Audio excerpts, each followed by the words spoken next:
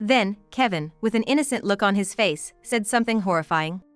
"Well, your mother-in-law is gonna pass away soon, right? We're getting the inheritance, so why do we need to work?"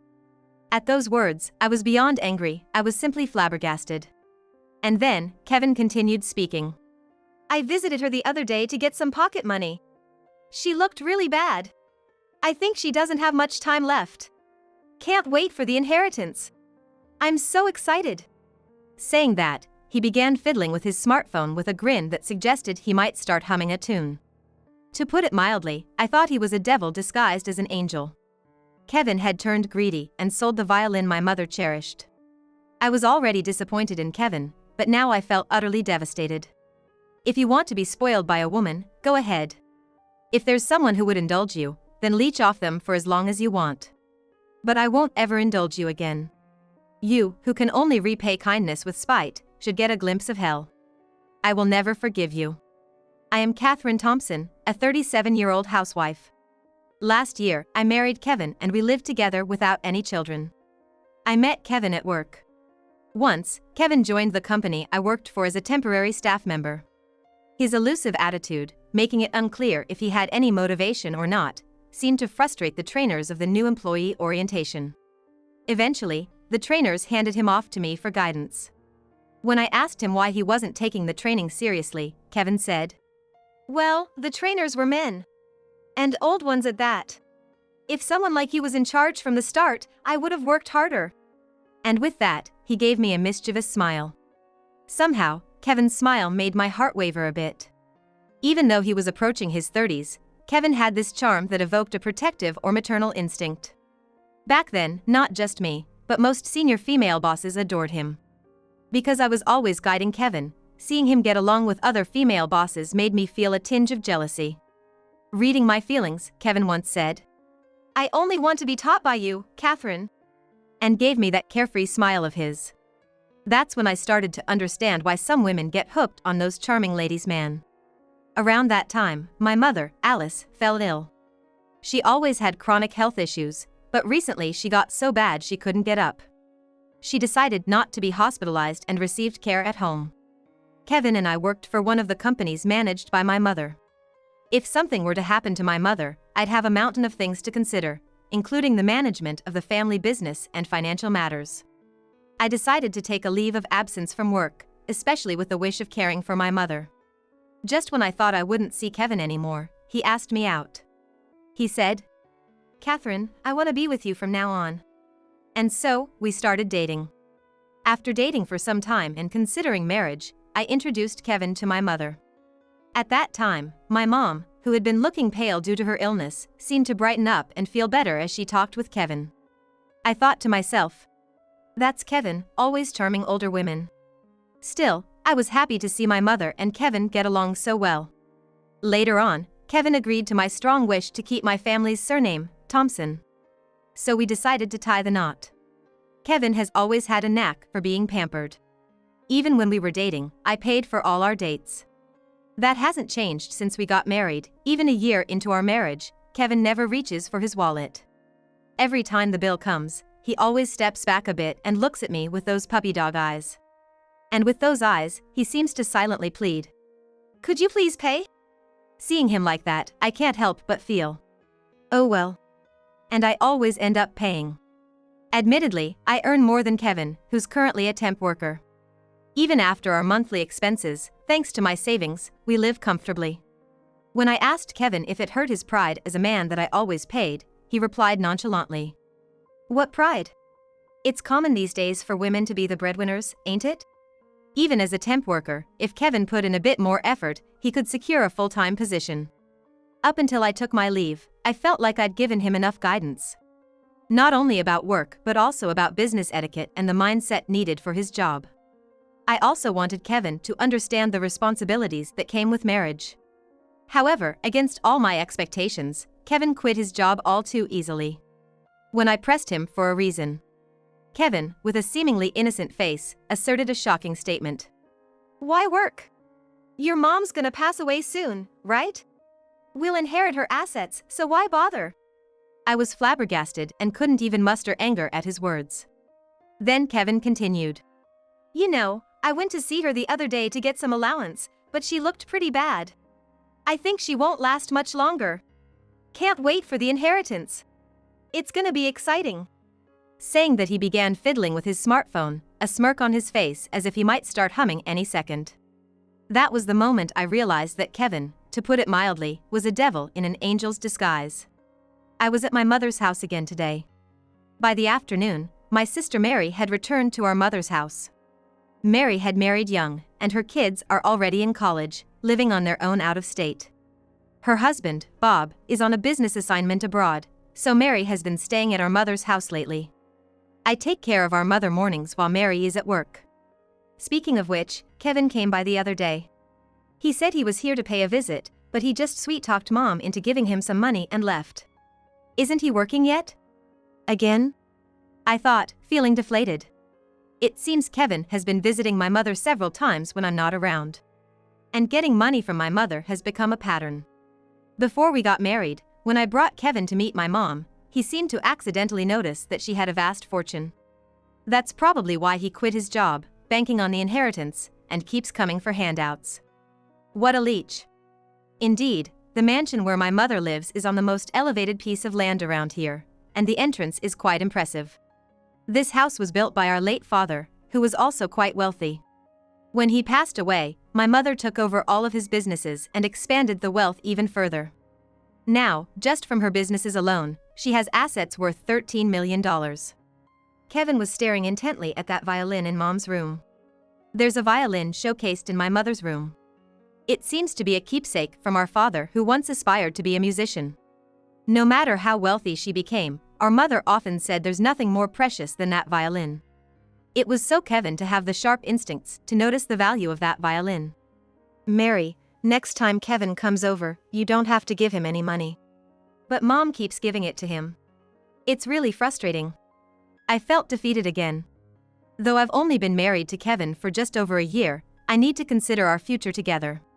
Seeing me downcast, Mary reached out. "There are men who live off women with money, you know. Kevin probably lived like that too. Don't worry, if you decide to divorce, I'm on Catherine's side." Mary's words were a great comfort.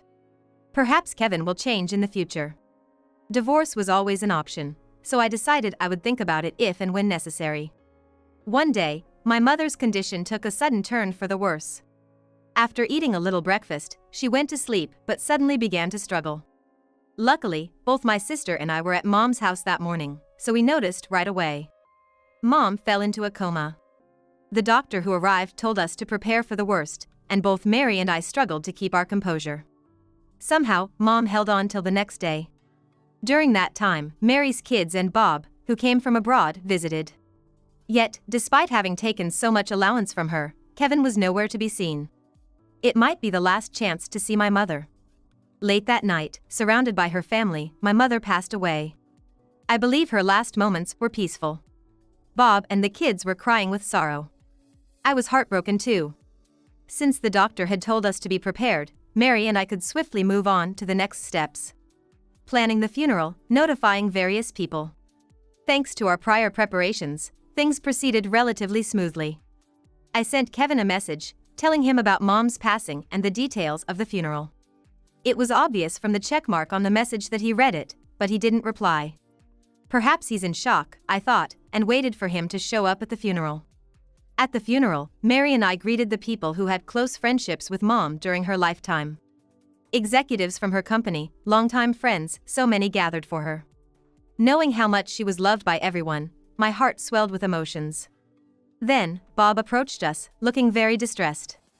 "I went to bring the violin Mom cherished to place it at the venue, but it's gone," he exclaimed. I couldn't help but exclaim. "What?" We had been so busy from the time Mom passed until the funeral and had left Mom's house unattended. Could it have been robbed during that time? Mary looked surprised too. I remembered what Mary had told me the other day. She said that Kevin was watching the violin intently. I quickly called Kevin, who hadn't yet appeared at the funeral. To my surprise, he answered after only 2 rings. "Hey Kevin, what are you up to? Aren't you coming to the funeral? Where are you?" Maybe because I was firing questions at him, Kevin laughed over the phone. You're bombarding me with questions, that's kinda funny. Your mother passed away, right? It took longer than I thought. I've been waiting and I'm kinda tired. I wanted to yell at Kevin for his insensitive remark, but I held back, urging him to come to the funeral right away. Then Kevin made another shocking statement. I'm kinda in the middle of something right now. You know the violin in your mom's room? The one called a Barius or something? There's a collector who wants to buy that old thing, and I'm in the middle of selling it. I couldn't believe my ears.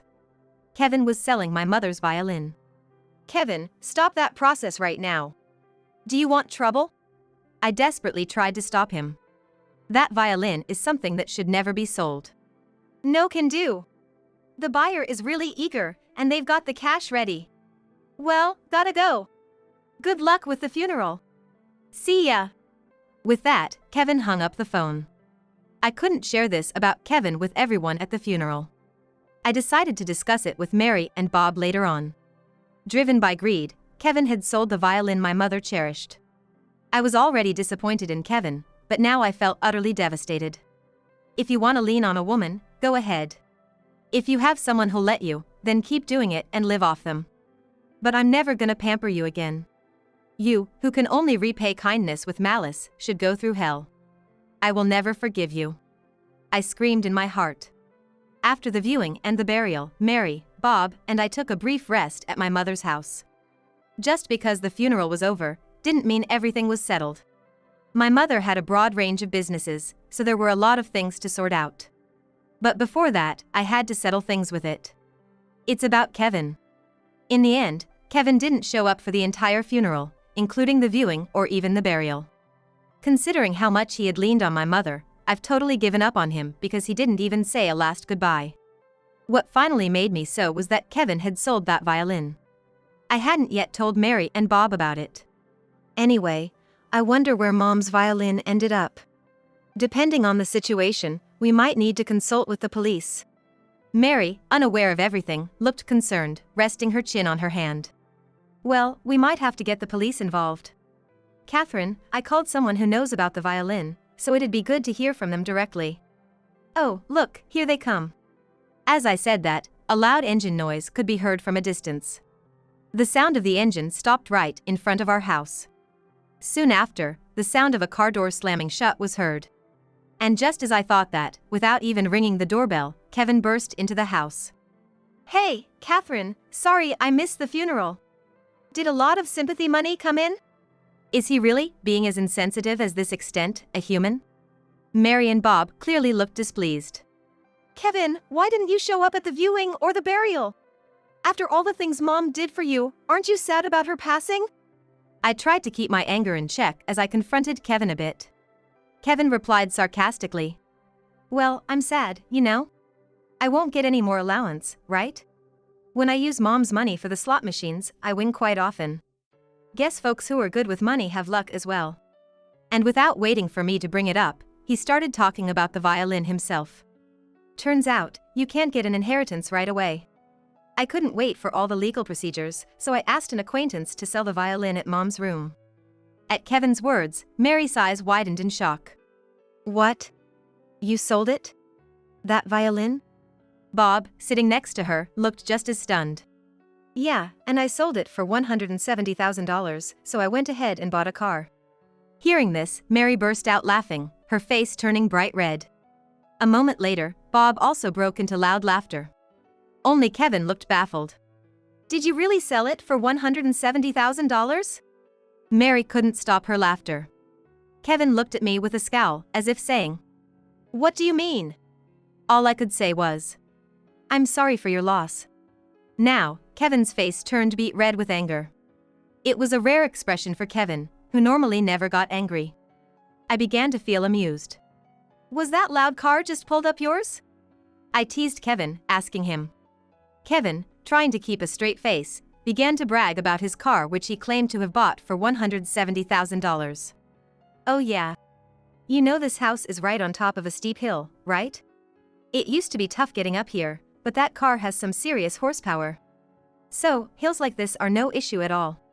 Kevin sounded so smug, it was comical. Watching him, Mary, who had been laughing her head off, chimed in. Kevin, you made a mistake. You shouldn't have sold that violin. It might even be illegal. That violin is a replica. Kevin looked bewildered for a moment. Even if it's a replica, it's crafted so well that an amateur might not tell the difference. Mary continued. However, for someone who loves violins enough to collect them, they'd spot the difference in an instant. My dad wanted to be a musician when he was young. But, of course, he didn't have much money back then. He couldn't afford a real violin he always admired. One day, he got a replica that looked just like the real thing. Still, my dad cherished that violin. He even played it when he proposed to my mom. She was so happy with it, even after my dad passed away, she took good care of that violin. Listening to Mary, Kevin's expression grew tense. I wondered how and to whom he had sold it. He probably chose a shady dealer. I had a certificate with it. When I said it was owned by a wealthy person and came with a certificate, someone wanted to buy it immediately. Both Mary and I sighed. His thinking was just too naive. Kevin, you should have checked it carefully. That wasn't a certificate. It was a love letter from my dad to my mom, mimicking a certificate. He probably gave it to Mom when he proposed her. I wonder how the buyer will react when they see it. It's gonna be interesting, I said. Kevin's face turned pale. Honestly, I couldn't feel sorry for Kevin at all. Even if it was a replica, he had no right to sell Mom's cherished possession. I was not about to let him off the hook. At that moment, Kevin's cell phone rang. With a pale face, Kevin answered the call. Hello? As he said it, I could hear the furious shouting from the other end of the line. Hey, Kevin, what did you do? The buyers lodged a complaint. They said it was clearly a fake, they could tell at a glance. They're demanding $170,000 back now. They said they're gonna report you to the police if you don't pay. Just as I had thought. The person on the phone was probably the broker who had facilitated the sale.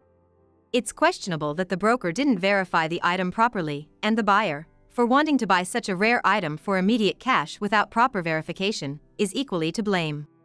In any case, it doesn't seem like a legitimate transaction. Anybody who have a good judge can tell a knockoff from the real deal in a heartbeat. Even though it was my mom's treasured item, there's no way it's worth $170,000. Given that the certificate of authenticity is clearly a joke, the excuse of not knowing it's a fake might not fly.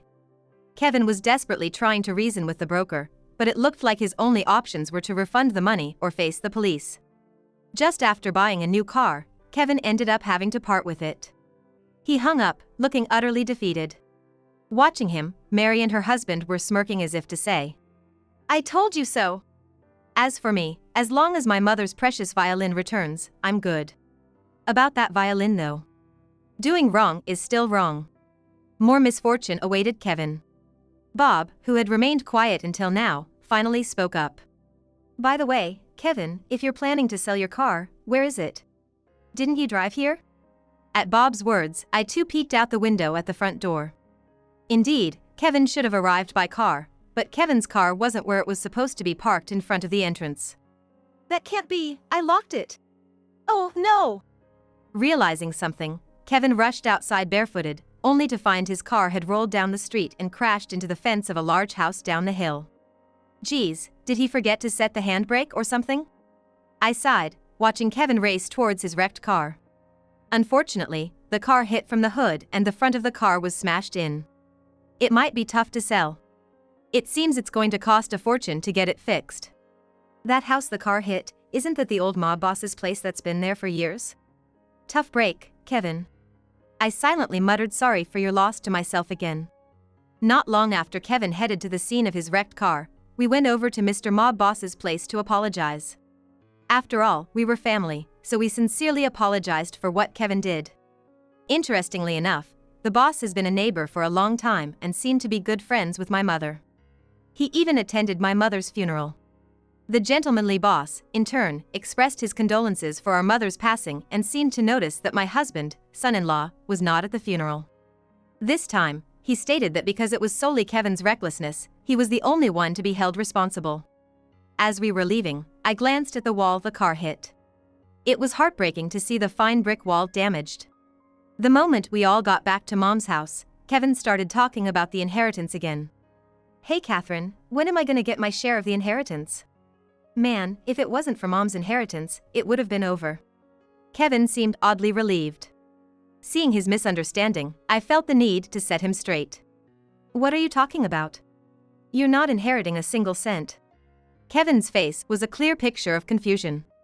I informed him that, being just a son-in-law and not having been legally adopted, he had no right to an inheritance. Why not?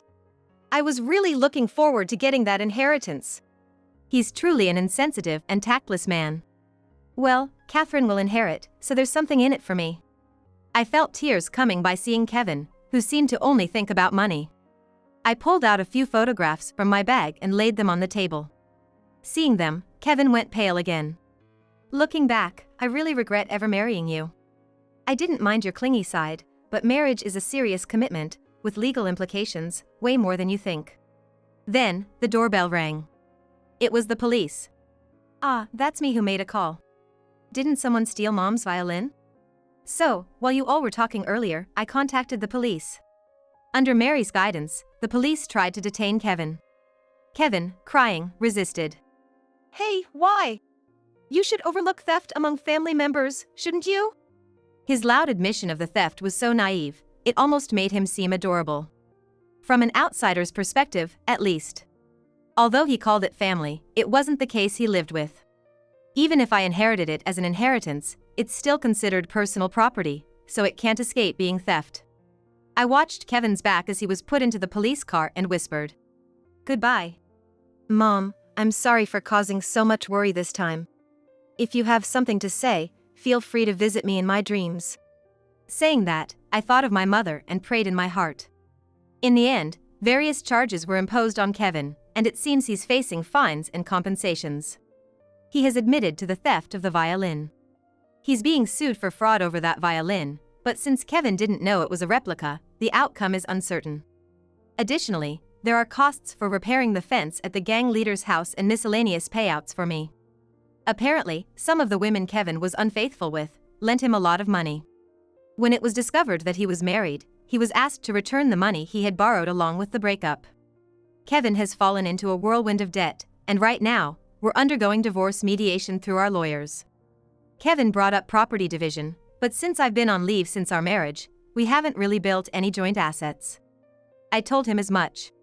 Above the fireplace in the living room, photos of my mom and dad were placed side by side. I stared at them, thinking, I hope you two have met again on the other side. Next to the photos, my father's heirloom violin was displayed. We really wanted the violin returned, so we explained the situation to the buyer and got it back. The $170,000 were funds we squeezed out of my mother's inheritance. More than anything, getting the violin back was the top priority. Kevin plans to pay back the $170,000 in full. Catherine, make sure you don't fall for another moocher next time. Mary looked a little lonely since Bob had gone back abroad. Since I'm now single, I'm thinking of staying at my mother's house for a while. Again, it seems the women Kevin cheated with were ones he had previously mooched off of. The detective I hired to investigate Kevin told me. Kevin has gotten a little money from a lawyer and wanted to show these women his manly side, which is none of my business any longer. It seems he joined my company without any real intention of working, likely looking for another easy mark. And I turned out to be his target. Mary pointed it out to me, and I deeply reflected on my past actions. I learned from a private investigator that Kevin had been estranged from his parents a long time ago. Apparently, they were utterly disappointed with Kevin for not working and relying on women to support him. I can relate to their feelings more than ever now. The fact that Kevin, as an adult, couldn't live without leeching off women makes me pity him. Maybe when he was younger, there were women willing to support him. However, living like that for the rest of his life seems nearly impossible. I hope this incident makes Kevin reflect on his actions and realize the value of working and earning money. I've returned to work after my leave. The company my mother left behind is going to be taken over by Bob, and he'll be returning from abroad soon. That's why Mary's been cheerful recently, and I've been enjoying the hearty breakfasts made by her. When I was getting ready to head to work and about to put on my shoes. Oh, almost forgot. I took off my half-putted-on shoes and went to the living room to say my morning prayer. Then I talked to my parents as usual. Off I go, Mom and Dad. Hope today's gonna be a good day. With that, I opened the front door and stepped out.